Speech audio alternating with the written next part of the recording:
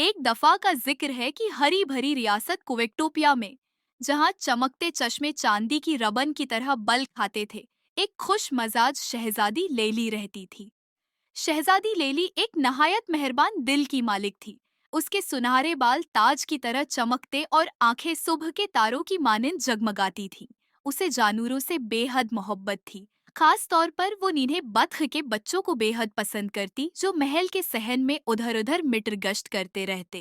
एक रोशन सुबह, जब सूरज की पहली किरणों ने आसमान को नारंगी और गुलाबी रंगों में रंग दिया, महल के मैदान में एक परजोश क्विक क्विक की आवाज गूंजी। नन्हे बतख के बच्चे, जो नर्म फनाजिक और जर्द रंग के थे, खुशी खुशी अपनी छोटी सी झील से बाहर निकलने और दुनिया की सैर करने के ख्वाहिशमंद थे, मगर उन्हें रहनुमाई की जरूरत थी। शहजादी लैली ने उनकी चहचहाहट सुनी और मुस्कुराते हुए सहन में आई। अरे प्यारे बतख के बच्चों, वो हंसते हुए बोली, आज तुम कहाँ जाने का इरादा रखते हो? Quick quick. सबसे बहादुर बतख के बच्चे, जिसका नाम डेंडेलाइन था, ने जवाब दिया, हम सबसे बड़ी पानी की छपड़ तलाश करना चाहते हैं, मगर रास्ता नहीं मालूम। शहजादी लेली ने खुश होकर तालियां बजाएं। मैं तुम्हारी रहनुमाई करूंगी। ये एक शानदार मुहिम होगी। और यूं वो सब एक छोटे मगर शानदार सफर पर निकले। शहजादी लेली ने नन्हे बत्ख के बच्चों की क़ियादत की, महल के दरवाजे से बाहर पुरानी लकड़ी के पल को पार करते हुए, और आखिरकार जादुई चरागाह में पहुंचे, जहां जंगली फूलों की चादर बछी हुई थी। बत्ख के बच्चे खुशी खुशी चल रहे थे, कभी कभी अपनी छोटी टांगों पर लड़खड़ा भी जाते। रास्ते में वो कई दिलचस्प मखलूकात से मिले।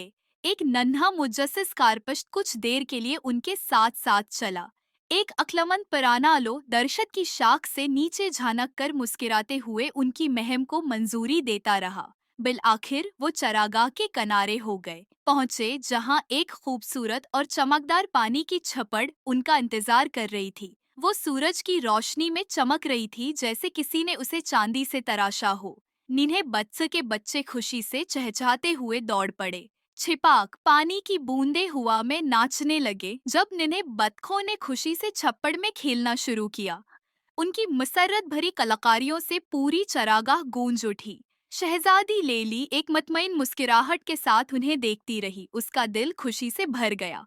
उसे एहसास हुआ कि कभी कभार सबसे खूबसूरत मुहिम जोई सबसे सादा ख्वाबों में छपी होती है। जैसे जैसे सूरज आहिस्ता आहिस्ता होता जाता है, मगरिब की तरफ झुकने लगा, आसमान ने सुनहरी और गुलाबी रंगों की चादर ओढ़ ली, और शहजादी लेली अपने निन्हे बत्ख के दोस्तों के साथ महल वापस चल दी।